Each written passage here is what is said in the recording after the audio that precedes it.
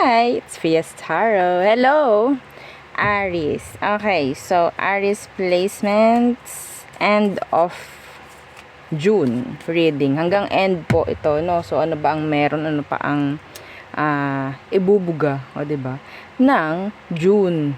Oo, pagdating sa iyo. Anyway, kung may tanong po, mag-message sa akin pong FB page. Okay, dito sa FB page natin, legit, may check sa tabi ng pangalan para malaman yung legit. Okay? And kung ang tanong ay pagdating sa private reading at sa mga charms, doon tayo mag-usap sa PM. Okay po? Direct message po. Ano? So, gamit tayo ng Oracle. So, tingnan natin ano pa ang mga parating bago mag-end ang buwan ng Hunyo. Okay, para sa inyo mga Aries placement. So, let's see. For Aries placements,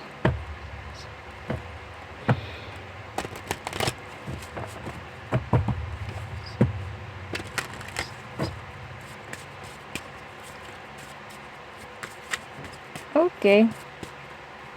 Kuha tayong tatlo. 1, 2,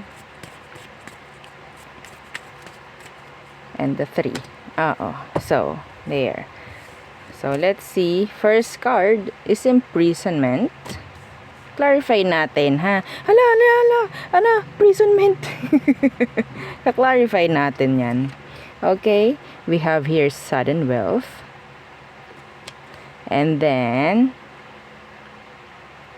coffin. Okay. So, there's a lot of, ang dami namang transition dito.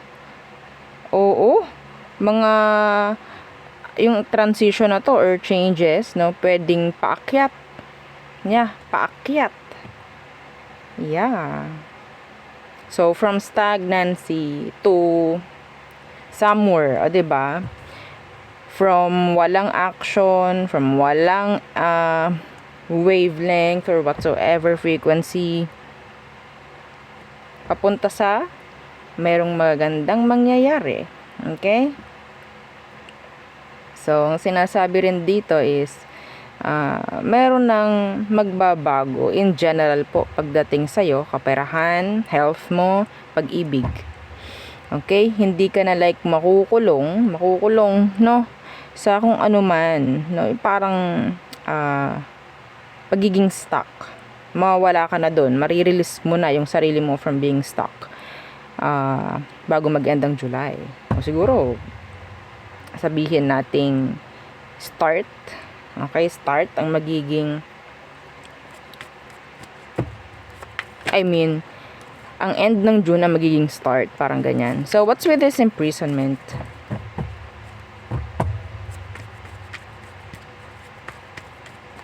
Okay. Merong angel number dito, 777.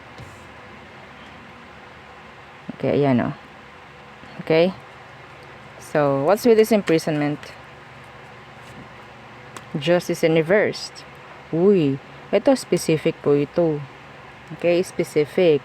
May chance na pwedeng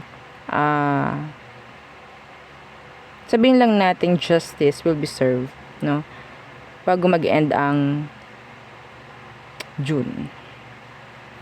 Okay?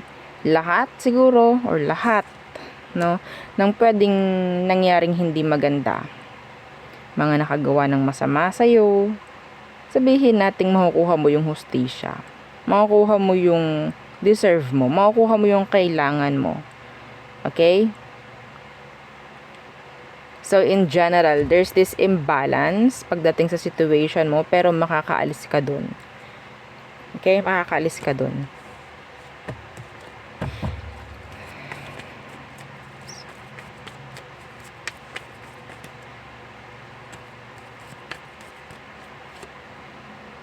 Knight of Pentacles. Uusad. Yeah, may uusad. Hindi ko alam. Uusad na kaso. Mga ganyan. Kung ano man yung parang sa tingin ninyo hindi na magkakaroon ng process or movement, magkakaroon. Okay? So, what's with this sudden wealth?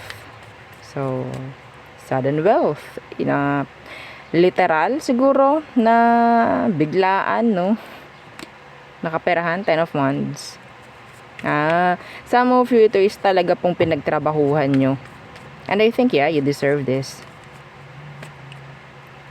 4 of Cups. Pinagtrabahuhan nyo. Okay? Sabihin nating mayroon kayong mga nasakripisyo, mga ganyang bagay. Meron ako nakikita dito na sabihin nating mabubura lahat ng pagod mo. Okay? Mabubura at mabubura. Yes. Ikaw ang tatangkilikin. Meron ako dito nakikita na nagbi-business. And parang, ano ba yan? Parang walang nabili. Yan. Parang walang nagpapa-service. Parang ganon. Ayan, no? Pero bago mag-end po ang July, meron dito. Sabihin nating sa loob ng isang araw, makikita nyo na sabihin nating parang ayoko na pumasok kinabukasan, or ayoko na magbukas kinabukasan kasi kota na. Ganun yung energy. Yes, oo. No, so you never know. So what's with this coffin? Maybe ending of a cycle. That's good. Endings. And mga bago na parating. Okay? Yeah, the Ace of Pentacles in reversed. And the Page of Pentacles in the reversed. Meron kayong mga bago. Meron kayong mga isasara, pero meron kayong mga bubuksang bago. Bago po mag-end ang June. Okay? Iba dito, patungkol po ito sa karelasyon, relationship, pwede rin sa pamemera. Okay? Meron pong mga bibitawan at meron pong bubuksang bago. This is good. Hindi ko nakikita ang stagnant or stuck. May movement. Hanggat maaari ng maganda, may movement, may action, kaysa sa wala. Okay? Kaysa sa nakatunganga. Okay? Yung energy. Oo. So, maganda. Maganda.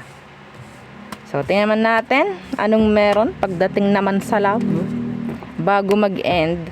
Okay, so kunin natin yung numbers. So, merong 29, 11, and 19. Okay, yeah. So, next, anong meron pagdating naman sa love? Anong pwede mong i-expect bago mag-end ang June, mga Aries? Ano naman po ang pwedeng i-expect ng mga Aries placements pagdating sa love? 4 of Swords in reverse. Merong makikipag-usap sa'yo na isang air sign. That's specific. 6 of Wands in reverse. Why? Ang dahilan is pwedeng nandun yung selos. Lalo na kung hindi na kayo nag-uusap ng taong to talaga, like no contact na kayo. I don't know kung paano siya magseselos or bakit siya makakaramdam ng selos. Yun po yung isang dahilan kung bakit sila magre-reach out or bakit nila babasagin yung no contact nyo. They will reach out. Yeah, the Knight of Wands. Okay? So, kung ano man ang issue ninyo, labas na ako dyan. Di ko natitingnan. So, basta no contact kayo ng taong to, selos ang nakikita ko na magiging dahilan ng pag-reach out niya. So, ano pa? What to expect pagdating sa pag-ibig ng mga Aries bago mag-end ang June? The World in reversed. The Queen of Cups. Naku, meron ditong mga talagang magpapakamartir bago mag-end ang June. It's like, ang naririnig ko, okay, sige, ako na ang bahala. Okay, sige, tanggap ko. Okay, sige, go. Yun. Okay? Oo. So, parang one-sided or parang, okay, sige, oo na lang. Mabait yung iba sa inyo, kaya ganyan. Oo. Akala mo, pwedeng ina-expect mo kasi na baka nagbabaka sakali ka rin kaya ganyan. Baka sakali maging okay na, baka sakali ganto ganyan. Check natin. Ano magiging outcome? Kasi magagabayan kayo eh. Chariot. The King of Wands in reverse. So, may movement. Pero there's a lot of confusion. No? Makikita mo, or mapapansin mo, tama ba yung ginawa ko? May pag-usad pero parang hindi umuusad.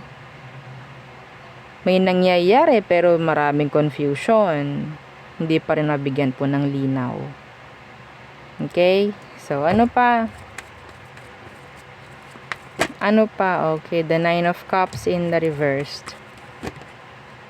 Anong meron dyan sa Nine of Cups na yan na naka-reversed? Yeah, mabibigyan na kayo ng kasagutan. Lahat po ng mga may hinihingi pagdating sa kanilang mga person. Label man yan, clarity man yan, closure man yan, whatsoever. Uy, mayroon tayong 11-11. 11-11. Sabihin natin, talking about stability, mga ganyan. So, tingnan nyo lang din, no? Anyway, balik tayo dito. So, Nine of Cups in reverse and the Queen of Swords, makikita, mahahanap, lahat ng kasagutan na kailangan ninyo bago po magtapos ang June.